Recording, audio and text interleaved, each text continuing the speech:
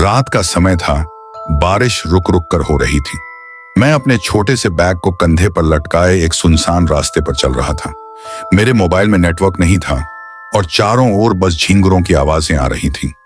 रास्ता इतना अंधेरा था कि सामने देखने के लिए मुझे बार बार टॉर्च जलानी पड़ रही थी। हवा में नमी और मिट्टी की गंध घुली हुई थी। पेड़ों की शाखाएं हवा से टकराकर अजीब सी आवाजें कर रही थीं, मानो कोई फुसफुसा रहा हो। मेरा नाम समीर है और मैं पहली बार इस गांव में आया था। मुझे यहाँ की पुरानी हवेली का नक्शा ढूंढना था, जो बैंक के कुछ कागजात से जुड़ा हुआ था। गांव के बुजुर्गों ने मुझे बार बार चेताया था, उधर मत जाना, वहां मौत रहती है। लेकिन मैं शहर का पढ़ा लिखा लड़का इन अंधविश्वासों पर भरोसा नहीं करता था। बारिश अचानक तेज हो गई। मैंने अपनी छतरी खोली और कदम तेज किए। थोड़ी दूर पर मुझे एक टूटा हुआ पत्थर का बोर्ड दिखा। उस पर फीके पड़े अक्षरों में लिखा था, हवेली 1 किलोमीटर। मैंने गहरी सांस ली और उस दिशा में बढ़ गया। रास्ता और भी वीरान था। अचानक मुझे ऐसा महसूस हुआ कि कोई मेरी पीठ पर नजरें गड़ाए हुए हैं। मैंने पलटकर देखा, कोई नहीं था, बस पेड़ों की झूमती शाखाएं और अंधेरा। लेकिन दिल की धड़कनें तेज होने लगी।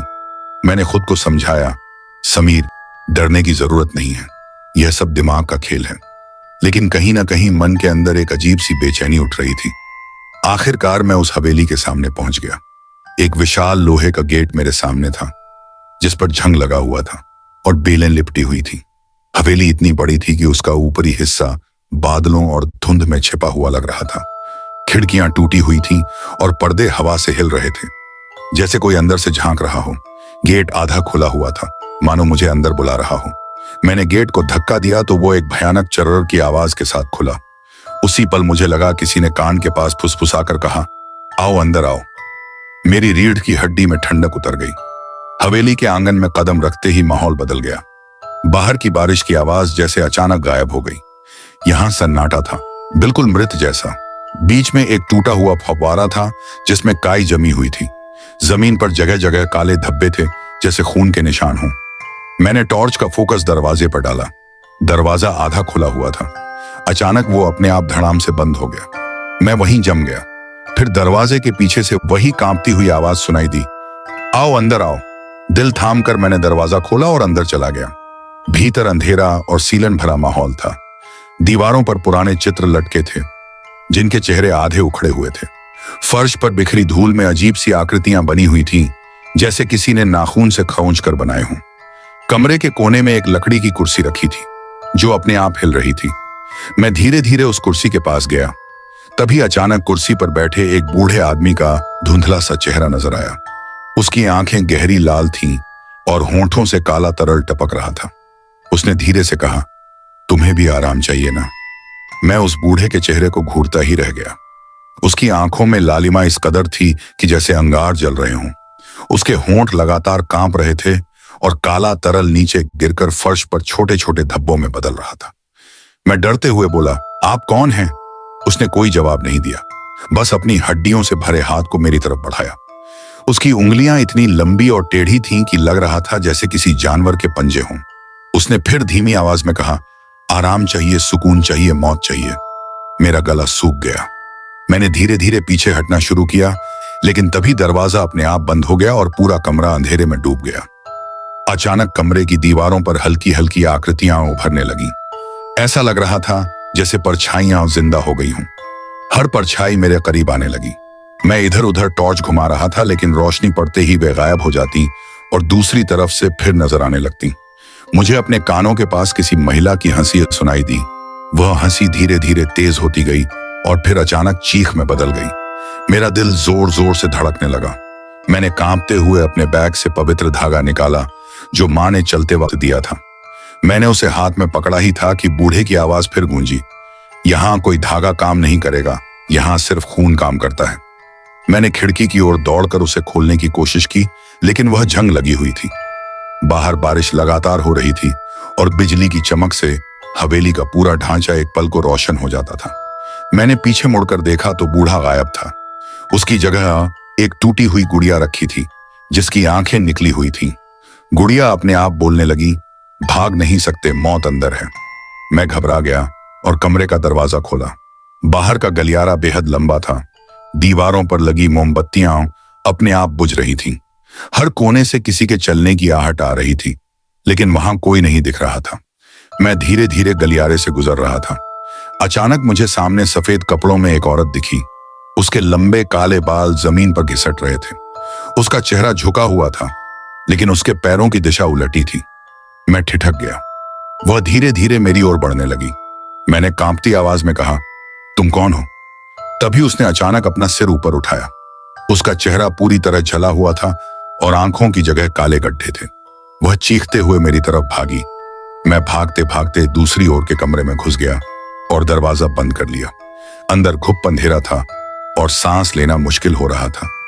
कमरे में घुसते ही मेरी टॉर्च बंद हो गई। मैंने मोबाइल जलाने की कोशिश की, लेकिन बैटरी खत्म हो चुकी थी। तभी अचानक कमरे में एक पुराना रेडियो अपने आप बजने लगा। उसमें से धीमी आवाज आई, समीर अब तुम्हारी बारी है। मेरा नाम सुनते ही मेरे रोंगटे खड़े हो गए। मैं चिल्लाया, कौन है वहां? तभी रेडियो से खून टपकने लगा और उसकी सुई अपने आप घूमने लगी। पूरे कमरे में अजीब सी गंध भर गई, जैसे सड़े हुए मांस की। मैंने दीवार टटोली तो वहां से किसी के खून से भीगी हुई उंगलियां बाहर निकली और मेरी कलाई पकड़ ली। मैं पूरी ताकत से उस पकड़ से छूटने की कोशिश करने लगा। अचानक दीवार फट गई और उसमें से वही बूढ़ा आदमी निकल आया, लेकिन इस बार उसका शरीर आधा सड़ा हुआ था और कीड़े उसमें से रेंग रहे थे। उसने मेरी गर्दन पकड़कर कहा, यह हवेली जवान खून पर चलती है, तुम यहां से जिंदा नहीं जाओगे। मैं किसी तरह उसका हाथ झटक कर बाहर गलियारे में भागा। वहां अब औरतों की चीखें गूंज रही थीं, जैसे सैकड़ों आत्माएं एक साथ रो रही हों। हर खिड़की से काली परछाई बाहर झांक रही थी। मैं दौड़ते दौड़ते सीढ़ियों तक पहुंचा। ऊपर से किसी के गाने की आवाज आ रही थी, सो जा सो जा। वो आवाज इतनी मधुर थी कि मेरा मन वहीं रुकने लगा। लेकिन तभी मेरी नजर ऊपर गई। वहां वही सफेद कपड़े वाली औरत बैठी थी, लेकिन अब उसकी गोद में एक बच्चा था। बच्चे की आंखें बिल्कुल लाल थीं और वह मुझे घूर रहा था। मैंने नीचे मुड़कर भागने की कोशिश की, लेकिन सीढ़ियां अचानक खून से भर गईं और मैं फिसल कर नीचे गिर गया। सिर में चोट लगी और आंखों के सामने अंधेरा छा गया। जब होश आया तो मैंने खुद को हवेली के आंगन में पाया। चारों ओर लाल रोशनी फैली हुई थी। हवेली के दरवाजे बंद थे और अंदर से जोर जोर से ढोल नगाड़ों की आवाजें आ रही थीं, जैसे कोई तांत्रिक पूजा हो रही हो। मैंने बाहर निकलने की कोशिश की, लेकिन गेट पर ताले लटके हुए थे। तभी पीछे से किसी ने मेरा नाम पुकारा, समीर। मैं पलटा तो सामने वही बूढ़ा था, लेकिन इस बार उसके साथ दर्जनों और परछाइयां थीं। सबके चेहरे जले हुए थे और आंखों से खून बह रहा था। बूढ़ा धीरे धीरे मेरे पास आया और बोला, तुम्हें बचने का एक ही रास्ता है, किसी और को लाओ। यहां से निकलने का सौदा खून से होता है। मैं कांप गया। मेरे पैरों के नीचे जमीन से खून रिसने लगा। मैंने हाथ जोड़कर कहा, मुझे जाने दो, मैं किसी को नहीं लाऊंगा। लेकिन वह हंसने लगा। उसकी हंसी पूरे आंगन में गूंजने लगी। परछाइयां मेरे चारों ओर घूमने लगी और मेरे शरीर को जकड़ लिया। अचानक मेरी आंखों के सामने मेरी मां की छवि उभर आई। वह मुझे पुकार रही थी। मैंने जोर लगाकर खुद को छुड़ाने की कोशिश की। तभी अचानक बिजली चमकी और हवेली की एक खिड़की खुल गई। वहां वही औरत खड़ी थी जिसके पैरों की दिशा उलटी थी। उसने मुझे इशारा किया, उधर आओ। मैं समझ नहीं पा रहा था कि उसका इशारा मदद का है या मौत का बुलावा, लेकिन मेरे पास कोई और रास्ता नहीं था। मैं उसकी तरफ भागा। उसने दरवाजा खोला और मुझे अंदर खींच लिया। अंदर का दृश्य देखकर मेरी आत्मा कांप उठी। वहां दर्जनों खोपड़ियां सजी हुई थीं और बीच में काले कपड़े पहने एक तांत्रिक बैठा था। तांत्रिक की आंखें बंद थीं और वह मंत्र पढ़ रहा था। जैसे ही मैं अंदर गया, उसकी आंखें खुली और सीधा मेरी ओर देखी। उनमें एक अजीब सी चमक थी। उसने कहा, तुम्हें यहां इसलिए बुलाया गया है, तुम्हारा खून हवेली की उम्र बढ़ाएगा। मैं चीख पड़ा और पीछे हटने लगा, लेकिन तभी चारों ओर से वे जली हुई औरतें मुझे पकड़कर घेरे में खड़ा कर दी। तांत्रिक ने अपने हाथ में खंजर उठाया। उसने मंत्र पढ़ते हुए कहा, अब हवेली फिर से जिंदा होगी। खंजर मेरे सीने की तरफ बढ़ ही रहा था कि अचानक वही उलटे पैर वाली औरत बीच में आ गई। उसने जोर से चीख मारी। पूरा कमरा हिलने लगा। तांत्रिक गुस्से से चीख पड़ा, धोखेबाज आत्मा! और उसने खंजर उसकी तरफ फेंका। खंजर उसकी छाती में धंस गया। वह औरत जमीन पर गिर गई, लेकिन मरते वक्त उसने मेरी ओर देखा और बोली, भागो, पीछे के दरवाजे से भागो।